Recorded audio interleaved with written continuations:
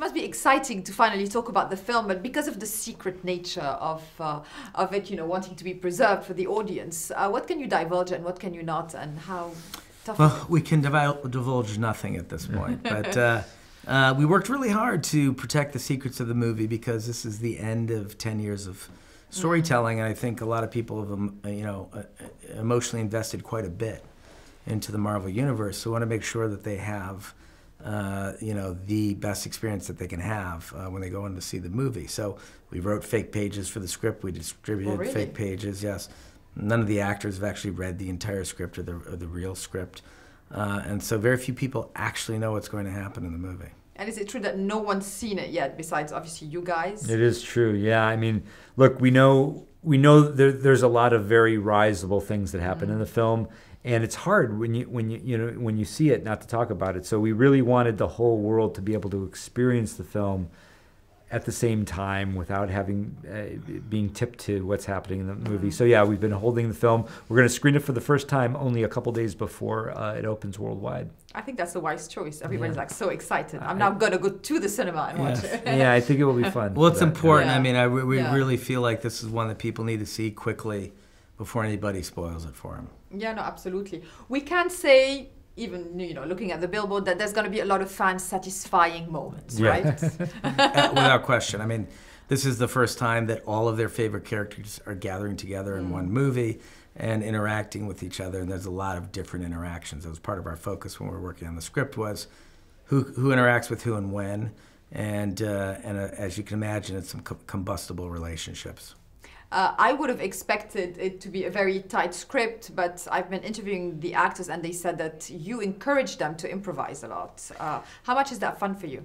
It's fun. You know, Joe and I, we have a strong background in improvisational comedy. We like to work with those kind of performers, and we have a lot of those type of performers in this cast. So we like to create an environment on set where everybody feels empowered to contribute in any way they can, whether that have to be the cast, the crew, everybody.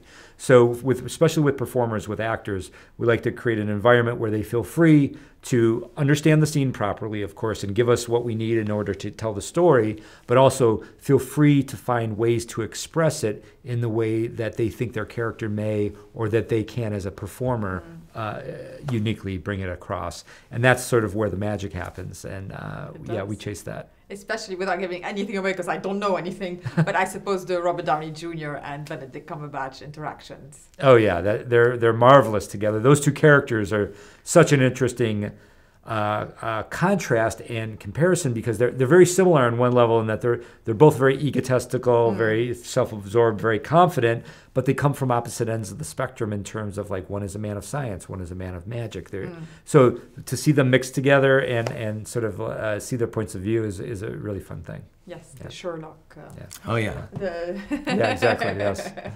And do you watch the other ones before doing that? You know, did you watch Black Panther? Do you watch the ones that you didn't? Of course. Yeah, it's important, obviously, that we know what's going on in the other movies, so that we understand the essence of the characters from those films, and where the story's going, and where we're picking up the narrative thread.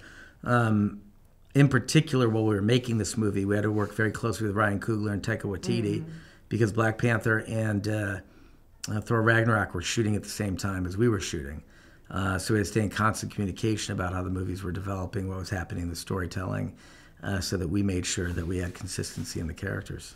Absolutely. Everyone's talking about this gentleman, who's, you know, kind of making the first screen debut. We know he's in it, so what can you tell us about Thanos without spoiling anything? I mean, he's a son of a bitch. He's a very... That's for sure. It's not even a spoiler. Very difficult character. He is... he's a genetic mutation. It was born on a planet called Titan, and he is a world conqueror. He's like the Genghis Khan of the universe. He's an incredibly well-trained fighter. He's unbeatable in combat. He's got nearly invincible skin. That's part of his genetic mutation. He's incredibly strong. He's stronger than the Hulk. Genius-level intelligence. Very difficult villain to beat. And it's going to cost the heroes a lot to try and beat him. Yeah. And what made Josh Brolin perfect for it? Well, like, you know, we like complex characters, and Thanos is the most physically imposing villain that any of them have ever encountered, any of these heroes have ever encountered. And so you have to find a special kind of actor who knows how to embody that. Josh Brolin is a very intense person physically, but he is also a very sophisticated actor, so he can convey a lot of vulnerability and inner life with that physical intensity. Yeah. And that's what we were looking for. We like complex villains. We like villains who are, have some degree of empathy in them and some degree of relatability. And Josh Brolin, I think, is uniquely able to convey both the sort of strength and violence that Thanos represents, but also the sort of inner life, the intelligence and the sensitivity that is in him as well. Absolutely. Yeah. And I look forward to seeing him as it. How much are fans a source of inspiration for you guys in the sense of, they're very vocal about their expectations. So do you listen to them and do they inspire or influence you? During a certain time, during a certain period, it's okay to receive information from the fans. But usually when we're in a creative state where we're working on the script, we try to avoid ideas or thoughts or, because the fans are amazing, but they all have different ideas about what they want. So if you try to please the fans, you're going to wind up with something that's very messy. We're fans. We grew up reading comic books. We're comic book geeks. We're movie geeks. So we build the story based on our own integrity and our own intuition, and then we tell the story that we want to see, and we hope everyone else wants to see it. But that's always served us the best. Always when we made our best work was when we listened to our own voice and execute what it is that we feel is the right story to tell. And then people can either agree or disagree with that. And I think you're completely right in the sense of avoiding it being messy, because there's so much going on and the storylines are so intertwined. You have to keep track of the storyline and of your vision right from the start. That's right. How strict are you on that? Very strict. Very strict. I mean, without, look, you want to be able to experiment and play along the line, but it's our responsibility as the directors to keep a very clear arc, a very clear focus to everybody's work. Because again, especially in a movie like this where you have so many different pieces and so many different parts, it almost becomes even more important to have that overarching vision for where the movie's going. And what are you most hoping for audiences to come out of the cinema feeling? You want audiences to come out feeling like they saw a story and that they're very satisfied with, that they had an emotional experience, that they laughed, they cried, that they had the whole array of emotions, and that ultimately they feel like that the journey that they've been on with the Marvel Cinematic Universe is worth it. Yes. And there's one more to be satisfied of. So That's right. It's not just over yet, no, is it? Right. Not yet. Not quite yet. Almost.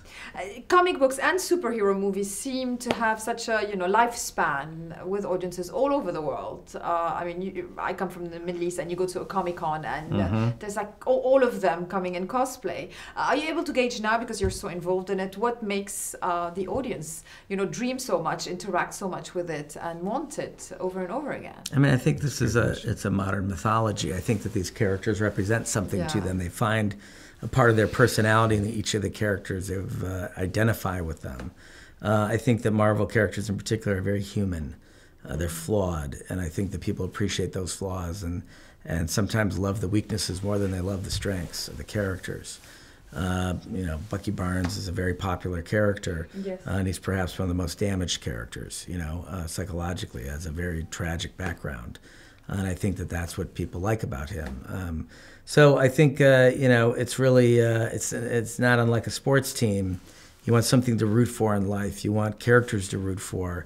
You want to pick your favorite and support your favorite and follow their story through to the end and give that all your passion and emotion. Yes.